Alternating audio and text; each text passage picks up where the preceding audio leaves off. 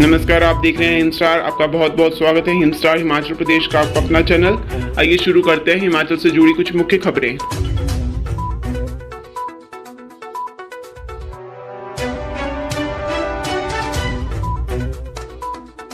HP police भर्ती, बिहार के 2 आरोपितों का आत्मसमर्पण। कई अभ्यर्थियों को बेचा था पेपर, वांटेड लिस्ट में थे। पुलिस भर्ती पेपर लीक मामले में 2 आरोपितों ने आत्मसमर्पण किया है। इसके बाद प्रदेश में और गिरफ्तारियां होने की संभावना बढ़ गई है। इस मामले में 2 आरोपितों ने गत दिवस कांगड़ा कोर्ट में आत्मसमर्पण किया है। एक संस्थान में कोचिंग देने वाले विनीत कुमार निवासी शंकरपुर मुंगेर बिहार और वेद प्रकाश निवासी रामविक कुंड 8वां डिग्री नालंदा बिहार पुलिस की वांटेड सूची में शामिल थे। दोनों ने भर्ती का लिखित पेपर अभ्यर्थियों को भेजा था। आरोपित एक संस्थान में कोचिंग देते थे और वहीं से उन्होंने पुलिस भर्ती का पेपर अभ्यर्थियों को भेजा था। इन्हें कांगड़ा न्यायालय में पेश किया गया, जहां से 5 दिन के पुलिस रिमांड पर भेज दिया गया है। पुलिस अधीक्षक कांगड़ा डॉक्टर खुशहाल शर्मा के मुताबिक पुलिस आरोपितों से पेपर खरीदने और उसे आगे किस किस को बेचा है, इस बारे में जानकारी हासिल करने में जुट गई है।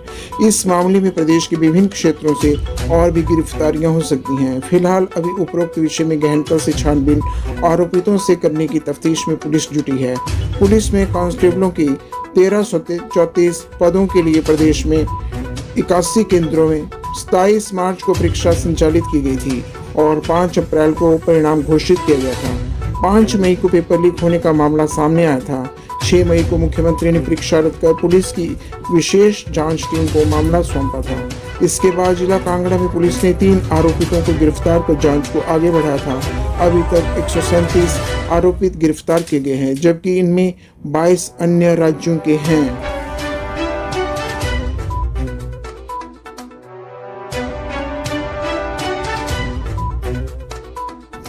भाजपा नेता ने कार्यकर्ताओं के लिए लगा दी धाम। चुनाव अधिकारी ने प्रत्याशी को थमाया नोटिस। जिला निर्वाचन अधिकारी ने इसे गंभीरता से लेते हुए सुरेश भारद्वाज को नोटिस जारी किया है। उनसे 24 घंटे में जवाब मांगा है कि क्यों न इसे आपके चुनावी खर्च से जोड़ा जाए और नियमों का उल्लंघन करने पर क्यों न कार्रवाई की जाए। चुनाव अधिकारी ने मौके पर जाकर निरीक्षण भी किया है। वहीं भाजपा का कहना है कि चुनावी थकान मिटाने के लिए विजय ज्योति सेन ने धाम का आयोजन किया था। चुनाव के दौरान कार्यकर्ताओं ने दिन रात कार्य किया है। कुसुम्पटी विधानसभा क्षेत्र में 66,824 में से केवल 45,634 मतदाताओं ने वोट डाला है। 68.28% मतदान रिकॉर्ड किया गया। यह पिछले विधानसभा चुनाव की तुलना में महज 1% अधिक है।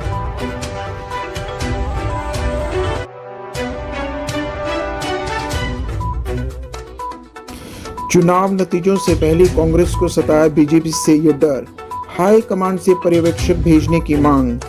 हिमाचल प्रदेश कांग्रेस महासचिव विक्रमादित्य सिंह ने दावा किया है कि हिमाचल में कांग्रेस ही सरकार बनाएगी। उन्होंने आरोप लगाया कि भाजपा केंद्रीय एजेंसियों का डर दिखाकर विधायकों की खरीद फरोख्त भी कर सकती है। शुक्रवार को शिमला में पत्रकारों से बातचीत में शिमला ग्रामीण से कांग्रेस प्रत्याशी विक्रमादित्य सिंह ने कहा कि वह हिमाचल में कांग्रेस की जीत को लेकर आश्वस्त हैं। दावा किया कि कांग्रेस को 45 सीटें मिलने का अनुमान है, लेकिन अगर सीटें 35 के करीब आती हैं तो भाजपा खरीद फरोख्त कर सकती है। उन्होंने आला कमान से मांग की है कि चुनाव से पहले प्रदेश में पर्यवेक्षक भेजे जाएं, ताकि इस आशंका को खत्म किया जा सके। प्रदेश अध्यक्ष प्रतिभा सिंह ने भी सभी विधायकों को एकजुट रहने के लिए कहा है। विक्रमादित्य सिंह ने कहा कि पार्टी ने उन्हें स्टार प्रचारक की जिम्मेदारी सौंपी थी। पूरे प्रदेश में प्रचार किया है। भाजपा की नीतियों से लोग परेशान हैं। जनता ने भाजपा की नीतियों से परेशान होकर कांग्रेस के पक्ष में वोट किया है। अलग अलग वर्गों से मिले फीडबैक के अनुसार प्रदेश में स्पष्ट बहुमत वाली कांग्रेस की सरकार बनती नजर आ रही है। ईवीएम की सुरक्षा पर सवाल अधिकारियों को भी चेताया। विक्रमादित्य सिंह ने ईवीएम की सुरक्षा पर भी सवाल उठाया। उन्होंने कहा कि चुनाव आयोग और पुलिस पर पूरा भरोसा है, लेकिन रामपुर जैसी घटनाओं से संदेह पैदा होता है। 3 स्तरीय सुरक्षा के बावजूद यह जरूरी है कि चुनाव आयोग की देखरेख में ईवीएम की सुरक्षा सही तरह से हो।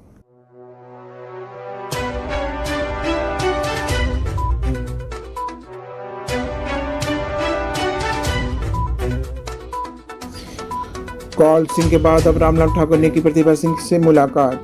हिमाचल में विधानसभा चुनाव होने के बाद 8 दिसंबर को परिणाम घोषित होना है। इसी बीच सभी नेता अपनी अपनी रणनीति स्थिति को लेकर मंथन कर रहे हैं। इस दौरान अपने नजदीकी नेताओं से मिलकर अपनी दावेदारी को मजबूत करने के लिए भी संपर्क साध रहे हैं।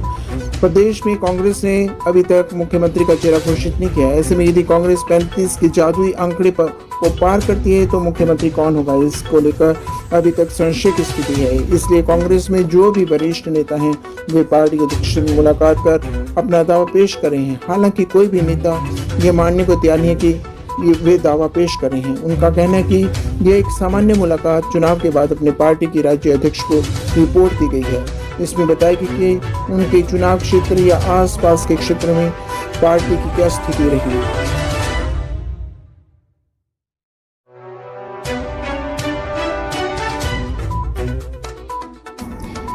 जनता ने मौका दिया तो पूरी ईमानदारी और निष्ठा से लोगों की सेवा करूंगा, रविंदर रवि। उन्होंने कहा कि उन्हें हर वर्ग का समर्थन, आशीर्वाद और प्यार मिला है और वे ज्वालामुखी विधानसभा क्षेत्र के हर मतदाता के ऋणी हैं। उन्होंने कहा कि क्षेत्र का विकास करवाना और लोगों के सुख दुख में साथ होना उनका दायित्व है। पूरी ईमानदारी और निष्ठा के साथ लोगों की सेवा करने से उन्होंने कहा कि विभिन्न पार्टियों के लोग कई प्रकार की अटकलें, बयानबाजी कर और नौटंकी कर रहे हैं। उन्होंने कहा कि 8 दिसंबर से पहले कोई भी पार्टी का निष्ठावान, अनुशासित कार्यकर्ता किसी प्रकार की कोई टिप्पणी ना करें, समय की प्रतीक्षा करें और एकजुट होकर पार्टी संगठन को मजबूत बनाए रखें।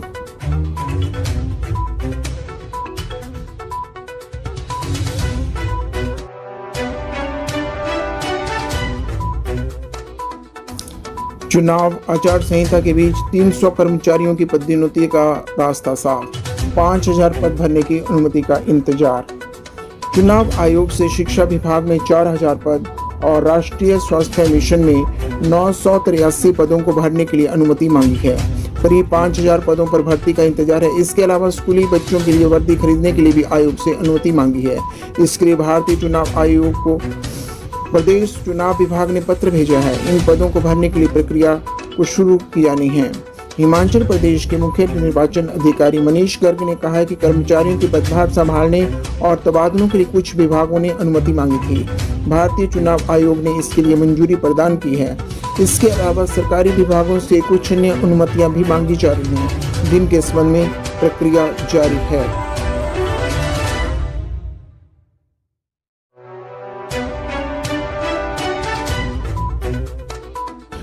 प्रदेश में ट्रॉमा सेंटर होने की सजा भुगत रहे 80% मरीज। ट्रॉमा मरीजों पर लापरवाही भारी पड़ रही है। देवभूमि की भौगोलिक परिस्थितियां और लापरवाही से ऐसे मरीजों को अस्पताल पहुंचाने के कारण 80% मरीजों को या तो अपने अंगों से हाथ धोना पड़ता है या जीवन से। आघात शारीरिक और मानसिक दोनों तरह का होता है।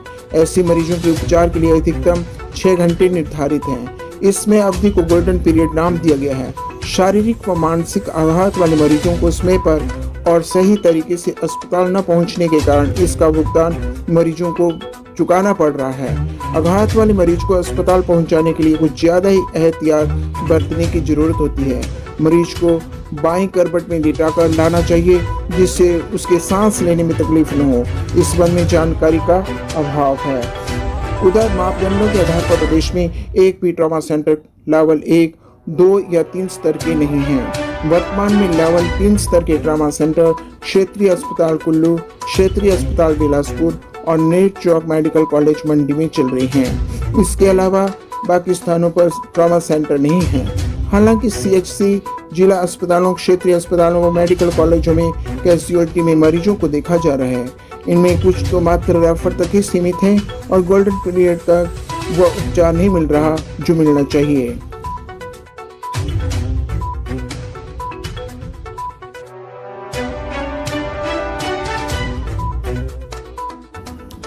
कुल्लू मंडी के स्कूलों में आदेश को ठेंगा। स्कूलों में नहीं लग रही बायोमेट्रिक हाजिरी। कुल्लू के 171 वरिष्ठ माध्यमिक और हाई स्कूल हैं। यहाँ 149 स्कूलों में मशीन लगी है, 22 स्कूलों में मशीन नहीं लग पाई है। कुल्लू जिले के किसी भी स्कूल में मशीन से हाजिरी नहीं लग रही है। शिक्षकों को सही समय पर स्कूलों में पहुंचाने वाला सिस्टम खुद राह भटक गया है। आलम यह है कि जिनके कंधों पर दायित्व है, खुद उनके कार्यालयों में भी बायोमेट्रिक मशीन से हाजिरी नहीं लग रही है। दोनों जिलों के उप निदेशक उच्च शिक्षा के कार्यालयों में पुराने ढर्रे पर हाजिरी लग रही है। शिक्षक समय पर स्कूल आए व जाएं। इसके लिए 2017 में स्कूलों में बायोमेट्रिक मशीन लगवाने का कार्य शुरू हुआ था। कोरोना के चलते बायोमेट्रिक मशीन से हाजिरी लगाना बंद हुई थी। उसके पास दोबारा सिस्टम पटरी पर नहीं लौट पाया है। कई स्कूलों में बायोमेट्रिक मशीनें शोपीस बनी हुई हैं। उप निदेशक उच्च शिक्षा विभाग मंडी सुदेश कुमार ने कहा कि शिक्षा विभाग ने 17 अक्टूबर से सभी स्कूलों के शिक्षकों को बायोमेट्रिक मशीन से हाजिरी लगाने के लिए पत्र लिखा था। कई स्कूलों में इंटरनेट की दिक्कत है तो कुछ में मशीनें खराब पड़ी हुई हैं। कुल्लू जिले में 2 दिन पूर्व ही बायोमेट्रिक से हाजिरी लगाने के आदेश दिए गए थे। कार्यालय को बायोमेट्रिक मशीन खराब पड़ी है। कई स्कूलों में भी मशीनें खराब हैं। कहीं इंटरनेट की दिक्कत है। सभी को मशीन ठीक करने के निर्देश दिए गए हैं। उप निदेशक शिक्षा कुल्लू शांतिलाल का कहना है कि कुल्लू के स्कूलों में बायोमेट्रिक मशीन की जानकारी मांगी गई। उप निदेशक कार्यालय में 2 मशीनें लगी हैं, एक खराब है।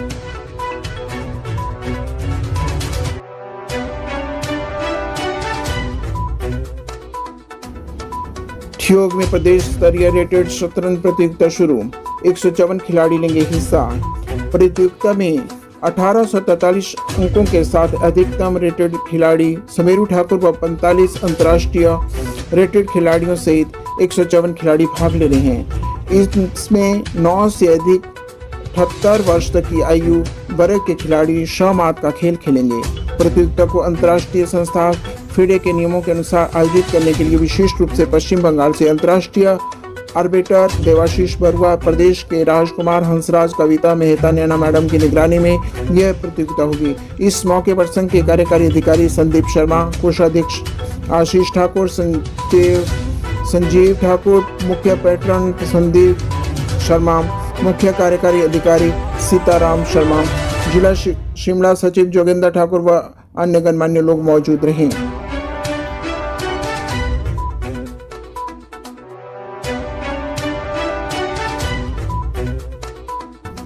वीकेंड मनाने के लिए हिल्स क्वीन पहुंचे सैलानी। होटल के मालिक कूट रहे चांदी। राजधानी शिमला में शुक्रवार को ही बाहरी राज्यों से सैलानी आने शुरू हो गए हैं। सप्ताहांत मनाने के लिए सैलानियों की आमद लगातार बढ़ रही है। 2 से 3 महीने पहले तक सैलानियों की आमद बहुत कम रह गई थी। अब ऊंचाई वाले क्षेत्र में हिमपात होने के बाद राजधानी में ठंड बढ़ रही है। सैलानियों की तादाद भी निरंतर बढ़ रही है। इससे वीकेंड पर शिमला शहर के सभी होटल व रेस्तरां में भी ऑक्यूपेंसी बढ़ने लगी है।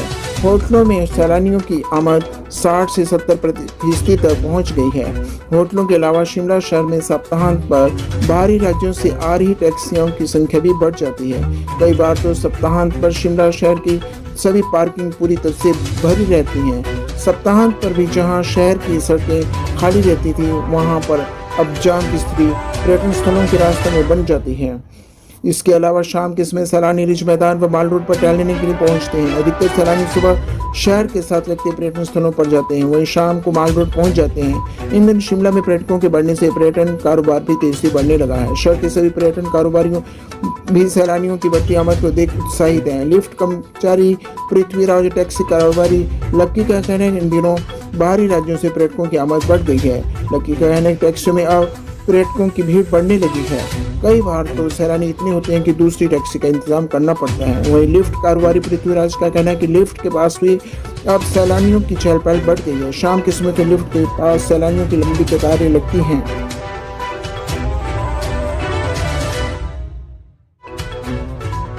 हिमाचल की हर खबर पाने के लिए हिंद स्टार से जुड़ें।